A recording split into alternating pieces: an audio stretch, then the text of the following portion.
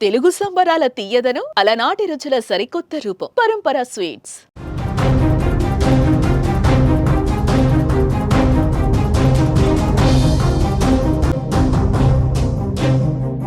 సందు చూసుకొని చైనా దొంగ బుద్ధిని బయటపెట్టింది. భారత్ పాకిస్తాన్ సరిహద్దుల్లో యుద్ధ వాతావరణం ఉన్న సమయంలో చైనా పాకిస్తాన్కు అండగా ఉంటానంటూ అధికారిక ప్రకటన చేసింది. పహల్గాం దాడి తర్వాత భారత్లో జరిగిన మానవత్వంపై జరిగిన దాడిని ఖండించిన చైనా మొత్తానికి యుద్ధ వాతావరణ స్థితులు, పాకిస్తాన్ ఈ దాడికి కారణమని, పాకిస్తాన్ పెంచి పోషించిన ఉగ్రవాదమే దీనికి కారణమని భారత్ నిరూపించడంతో చైనా కూడా పాకిస్తాన్ వైపే నిలబడింది. పాకిస్తాన్ సార్వభౌమాధికారాన్ని నిలబెట్టుకోవడానికి చైనా మద్దతిస్తుందంటూ చైనా విదేశాంగ మంత్రి వాంగ్ యీ పాకిస్తాన్ ఉప ప్రధాని మహమ్మద్ ఇషాన్కి ఫోన్ చేసి సమాచారం అందించారు. దీంతో చైనా పాకిస్తాన్ కుయుక్తులు మరోసారి బయటపడ్డాయి.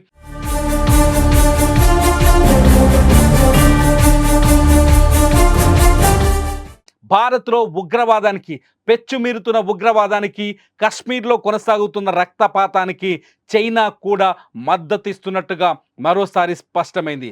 ఇప్పటికే చైనాకు భారత్కు మధ్య సరిహద్దుల్లో అనేక వివాదాలున్నాయి.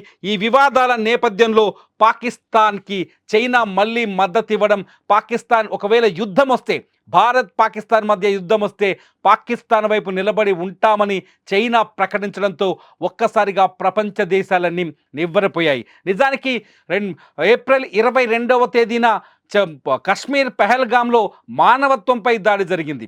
అమాయకులైన 26 మంది పర్యాటకులపైన దాడి జరిగింది. ఈ దాడిని ప్రపంచవ్యాప్తంగా ప్రపంచ దేశాలన్నీ ఖండించాయి. రష్యాతో సహా, యూరప్ దేశాలతో సహా, అమెరికాతో సహా అన్ని దేశాలు ఖండించాయి. చైనా కూడా దొంగ బుద్ధిని ప్రదర్శించడానికి ముందు ఇది మానవత్వంపై దాడి అంటూ దొంగ మాటలు చెప్పింది. అటువంటి చైనా ఇప్పుడు మళ్ళీ మాట మార్చి పాకిస్తాన్కి అండగా నిలబడింది. ఒకవేళ యుద్ధం వస్తే, ఇప్పటికే పహల్గాంలో దాడి తర్వాత పాకిస్తాన్పై ఇండియా కఠిన చర్యలు తీసుకుంది. సింధు జలాలని నిలిపివేస్తామని చెప్పింది. అట్లాగే భారత్ పాకిస్తాన్ అధికారిక బార్డర్లని సీజ్ చేసింది. భారత్లో ఉండే పాకిస్తానీలను ఇవాల్టితో పూర్తి స్థాయిలో, అంటే ఏప్రిల్ 29వ తేదీ నాటికి వైద్య వీసాలపై వచ్చిన వాళ్ళను కూడా వెళ్ళిపోమని ఆదేశించింది. 27వ తేదీ తర్వాత ఇవాళ ఎవరైనా ఇండియాలో ఉంటే వాళ్ళకి 3 ఏళ్ల కఠినమైన జైలు శిక్ష, 3 లక్షల రూపాయల ఫైన్ వేస్తామని కూడా ఆదేశాలు జారీ చేసింది.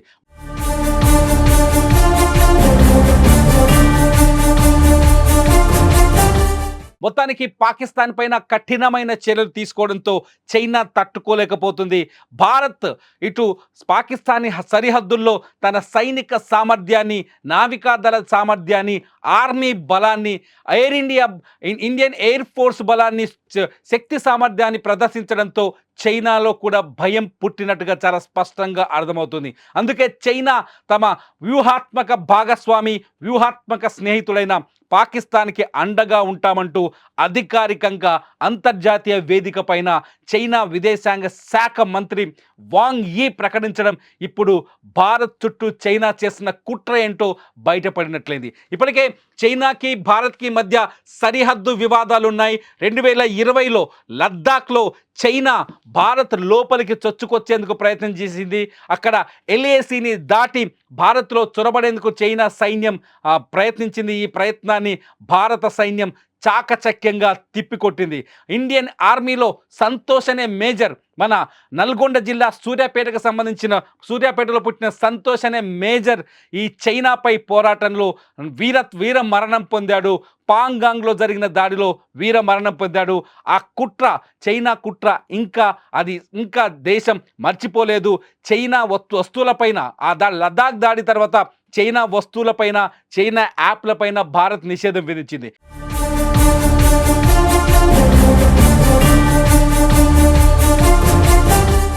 ఇప్పటికీ చైనా భారత్ పైన కుట్రపూరితంగానే ఆలోచిస్తున్నట్టుగా పాకిస్తాన్ ఇష్యూతో మరోసారి బయటపడింది. ఇప్పటికే పాకిస్తాన్ మేము యుద్ధానికి సిద్ధమని చెప్తోంది.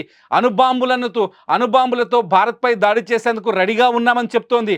ఇటువంటి పాకిస్తాన్ దేశవ్యాప్తంగా ప్రపంచవ్యాప్తంగా ఉగ్రవాదాన్ని పెంచి పోషిస్తున్న పాకిస్తాన్కి చైనా మద్దతు ఇవ్వడంతో ప్రపంచ దేశాలన్నీ నివ్వరపోతున్నాయి. పహల్గాం దాడితో హమాస్కు ఎక్కడైతే ఇజ్రాయిల్లో విధ్వంసాన్ని సృష్టిస్తుందో హమాస్కి లష్కరే తోయిబాకి అట్లాగే కశ్మీర్లో మొన్న పహల్గాంలో దాడికి పాల్పడిన ది రెసిస్టెంట్ ఫ్రంట్కి సంబంధాలున్నాయనే విషయాన్ని బయటకు వచ్చిన తర్వాత కూడా చైనా ఇటువంటి నిర్ణయం తీసుకోవడం కేవలం భారత్ పైన అక్కసును వెళ్ళగట్టడం భారత్ చుట్టూ కుట్రలు చేయడానికే చైనా ఇటువంటి నిర్ణయం తీసుకున్నట్టుగా అర్థమవుతుంది. చైనాతో వ్యాపార సంబంధాలు దాదాపు తెగిపోయాయి భారత్కి. అట్లాగే బార్డర్లో చైనాతో అనేక వివాదాలు ఉన్నాయి. ఎల్ఏసి వివాదం ఉంది, అట్లాగే అరుణాచల్ ప్రదేశ్ వివాదం ఉంది, అనేక రకాల వివాదాలు చైనాతో ఉన్నాయి. ఈ నేపథ్యంలో చైనా పాకిస్తాన్కి మద్దతు పలకడంతో భారత్పై అక్కసు వెళ్ళగక్కినట్టుగా అర్థమవుతుంది. చైనా అధ్యక్షుడితో భారత్ మొదటి నుంచి సత్సంబంధాన్ని కొనసాగించడానికి ప్రయత్నం చేస్తుంది. చైనాతో వ్యూహాత్మకంగా ముందుకు వెళ్ళే ప్రయత్నం చేస్తున్నప్పటికీ చైనా మనసులో కుట్ర పెట్టుకొని పనిచేస్తే తెలుస్తుంది. ఇటుపోతే చైనా ఎప్పుడైతే మద్దతు ప్రకటించిందో అప్పుడే పాకిస్తాన్ తన మాటను మార్చింది. పాకిస్తాన్ ప్రధాని మొన్న పహల్గాం దాడిపైన పారదర్శక విచారణ జరిపించాలనే మాట వెనుక కూడా చైనా స్వరం ఉన్నట్టుగా అర్థమవుతోంది. చైనా, రష్యా, యూరప్ దేశాల నుంచి ఒక అంతర్జాతీయ బృందాన్ని ఏర్పాటు చేసి నిష్పాక్షిక విచారణ జరిపించాలని పాకిస్తాన్ ఇప్పుడు దొంగ మాటలు, కుయుక్తులని పలుకుతోంది. నిజానికి ప్రపంచ దేశాలకు చాలా స్పష్టంగా అర్థమైంది. సింధు జలాల నిషేధం, చైనా భారత్ పాక్ బార్డర్ల మూసివేత, పాకిస్తాన్ పౌరులను వెనక్కి పంపించడం, ఈ పరిణామాలు, ఈ కఠిన చర్యలతో ప్రపంచ దేశాలకు చాలా స్పష్టంగా అర్థమైంది పహల్గాంలో దాడి చేసింది ఎవరో కాదు, పాకిస్తాన్ ఉగ్రవాదులని. లష్కరే తోయిబా నడిపిస్తున్న హఫీజ్ సయీద్ అనే ఒక ఉగ్రవాది నడిపిస్తున్న లష్కరే తోయిబా ముఠా నుంచి బయటకు వచ్చిన ది రెసిస్టెంట్ ఫ్రంటే ఈ దాడికి పాల్పడిందని ప్రపంచానికి అర్థమైంది. అయినప్పటికీ కూడా చైనా ఉగ్రవాదాన్ని ప్రోత్సహిస్తున్న దేశానికి, ఉగ్రవాదాన్ని పెంచి పోషిస్తున్న దేశానికి మద్దతు పలికింది. చాలా స్పష్టంగా ఇక్కడ ఒకటి అర్థమవుతోంది, చైనా భారత్పై తీవ్రమైన ఆలోచనలో ఉన్నట్టుగా అర్థమవుతుంది. చైనా పాకిస్తాన్ వైపే నిలబడిందని అర్థమవుతుంది. మొత్తానికి పహల్గాం దాడి ప్రపంచ దేశాలకు ఒక ప్రశ్నను విసురుతోంది, భారత్ వైపు ఎవరు, పాకిస్తాన్ వైపు ఎవరు అని.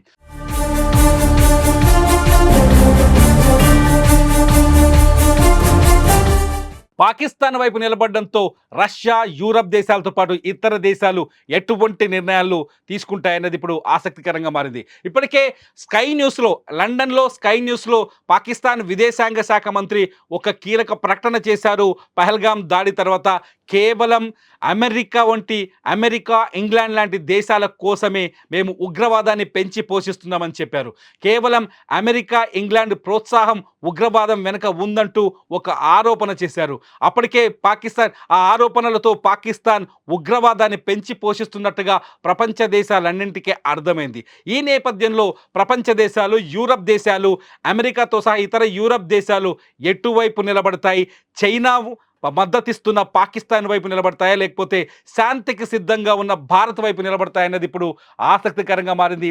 ప్రపంచ దేశాలన్నీ ఎప్పుడైతే పాకిస్తాన్కి చైనా మద్దతు పలికిందో ఆ క్షణం నుంచి ప్రపంచ దేశాలన్నీ ఎటువైపు నిలబడాలి అనే చర్చలోకి వెళ్ళినట్టుగా అర్థమవుతుంది. మొత్తానికి పహల్గాము దాడి చైనా మనసులో ఉన్న కుయుక్తులని, కుట్రల్ని కూడా వెలుగులోకి తీసుకొచ్చినట్టుగా మనకు అర్థమవుతుంది.